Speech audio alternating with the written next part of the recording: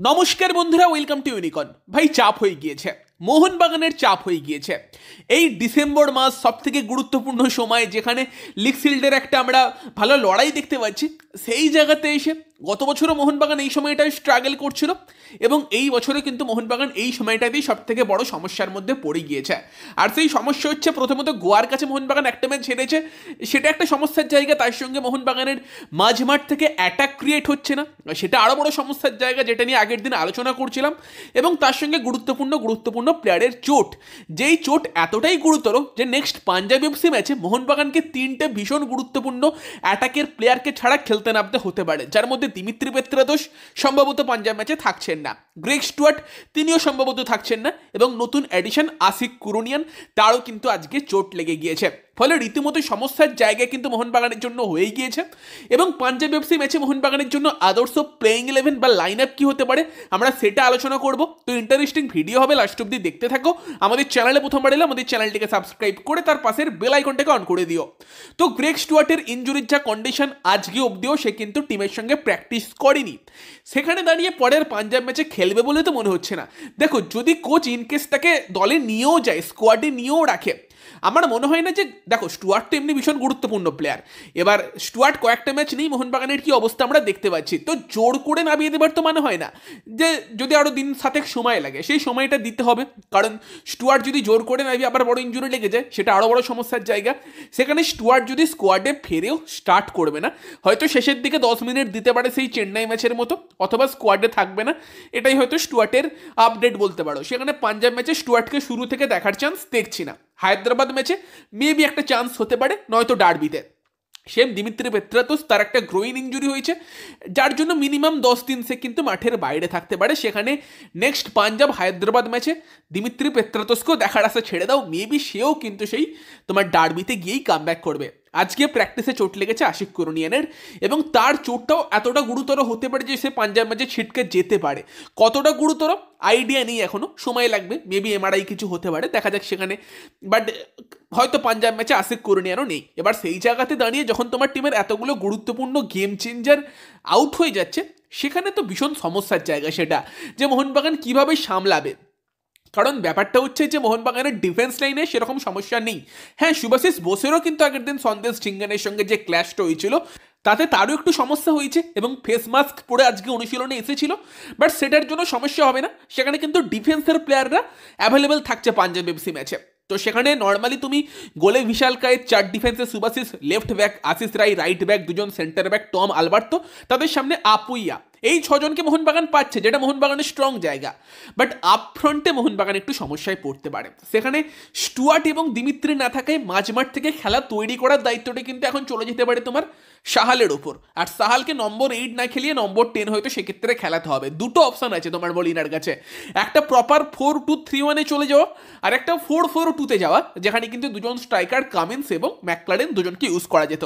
এবার নর্মালি আমি ভাবছিলাম 4-4-2-তে গেলে কিন্তু আশিক কুরুনিয়ানকে স্টার্ট করানোটা ভালো অপশন হবে। কারণ যদি তোমার টিমে ওরকম দুটো স্ট্রাইকার থাকে যারা মেনলি বক্স স্ট্রাইকার, যারা বল পেলে বল ফিনিশ করতে ভালো পারে, ম্যাকলারেন আর কামিন্স, সেখানে তাদেরকে বল সাপ্লাই দেবার মতো প্লেয়ার দরকার।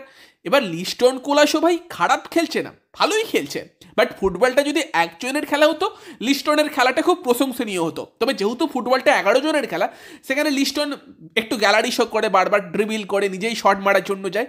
সেখানে যদি তোমার টিমে দুটো স্ট্রাইকার দেখে, দুটো ওয়ার্ল্ড কাপ খেলা স্ট্রাইকার তোমার আপফ্রন্টে দাঁড়িয়ে আছে, তারা দাঁড়িয়ে দাঁড়িয়ে দেখছে লিস্টন এখানে স্কিল দেখাচ্ছে, দেখিয়ে শট মারছে, একাই খেলছে, তারাও ফ্রাস্ট্রেটেড হয়ে যাবে। সেই জায়গাতে আশিক ভালো অপশন হতে পারতো 4-4-2-তে গেলে। কারণ লিস্টন আর আশিকের মধ্যে যদি আমরা ডিফারেন্সিয়েট করি, দুজনেই কিন্তু ভালো প্লেয়ার, দুজনেই তোমার প্রচুর ওয়ার্কলোড নেই, ডিফেন্সকে গিয়ে হেল্প করে।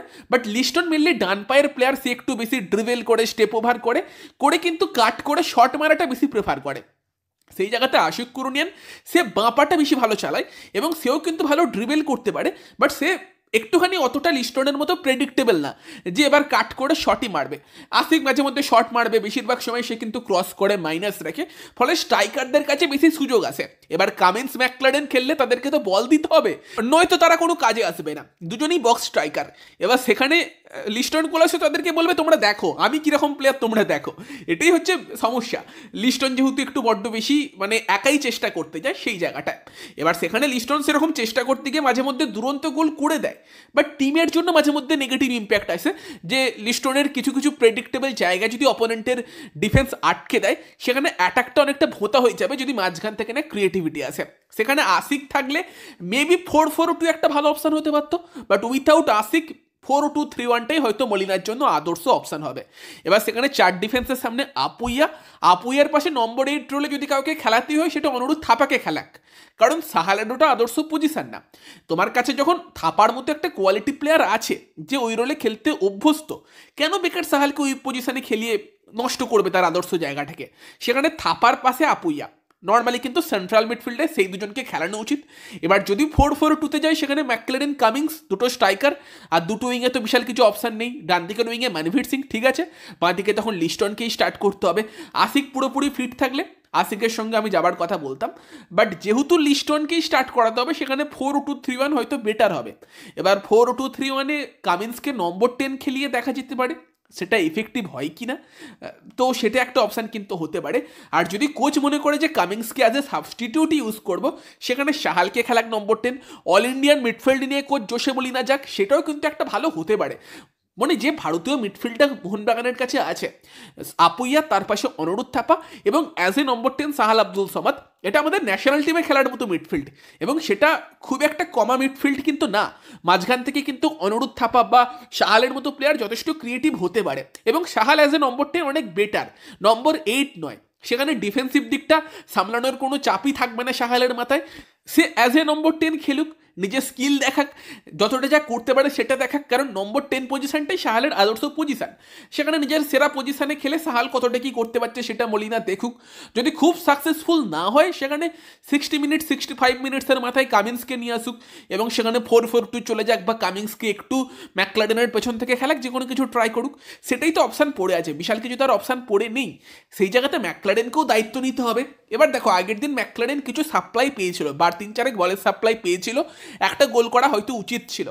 তবে সেখানেই তোমার লিস্টনকেও সেই ব্যাপারটা বুঝতে হবে যে ওই লেভেলের যদি একটা স্ট্রাইকার থাকে তাকে মাঝে মধ্যে বল পাস দিতে হবে। সবসময় তো ড্রিবল করে কাট করে যদি শট মারতে যায় সেটা অপোনেন্টের ডিফেন্ডাররাও বুঝে যাচ্ছে, তাদের পক্ষেও ব্যাপারটা ইজি হচ্ছে।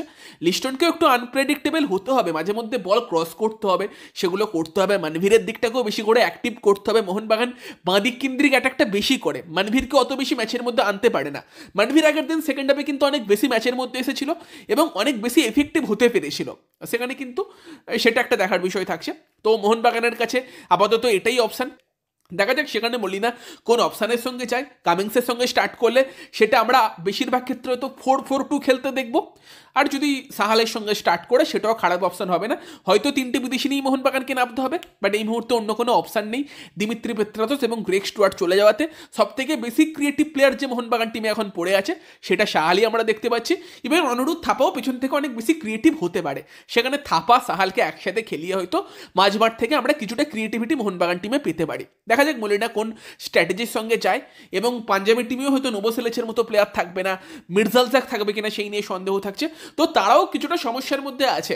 তো সেখানে যদি সাহাল থাপারা নিজেদের ঠিকঠাক কোয়ালিটির ফুটবল খেলতে পারে, মাঝখান দিয়ে অ্যাটাক তৈরি হবে, গোলের চান্স তৈরি হবে, ম্যাকক্লেরেনের মতো প্লেয়ারের কাছে সুযোগ আসবে, তো সেখানে হোপফুলি ম্যাকক্লেরেন, থাপা, সাহাল দলের গুরুত্বপূর্ণ সময় যেখানে তাদেরকে দরকার, তাদেরকে যে মোহনবাগান এত এত টাকা দিয়ে নিয়ে এসেছে সেই সময় নিজেদের ওর্থটা দেখাতে পারবে যে কেন তাদেরকে এত টাকা দিয়ে এনেছে, নিজেদেরকে প্রমাণ করতে পারবে। বাকি লিস্টন এবং ম্যানভীরের উপর আবারও বড় দায়িত্ব থাকবে, কারণ মোহনবাগানকে উইং কেন্দ্রিক আক্রমণই বেশি করতে হবে। মাঝখানটা যদি না চলে সেখানে লিস্টন ম্যানভীরই লাস্ট ভরসা। তো সেখানে তোমাদের মতামত জানিও, তোমাদের কি মনে হয় মোহনবাগানের কোন লাইন আপের সঙ্গে যাওয়া উচিত? 4-4-2 কি কামিন্স ম্যাকক্লেরেন দুজনকে একসাথে স্টার্ট করানো উচিত, নাকি সাহালের সঙ্গে অ্যাজ এ নম্বর 10 গিয়ে অল ইন্ডিয়ান মিডফিল্ড নিয়ে যেতে পারে, সেটা বেশি এফেক্টিভ হবে? তোমাদের কি মনে হয় কমেন্টে জানিও। ভিডিওটা ভালো লাগলে ভিডিওটাকে লাইক করে দিও, শেয়ার করে দিও।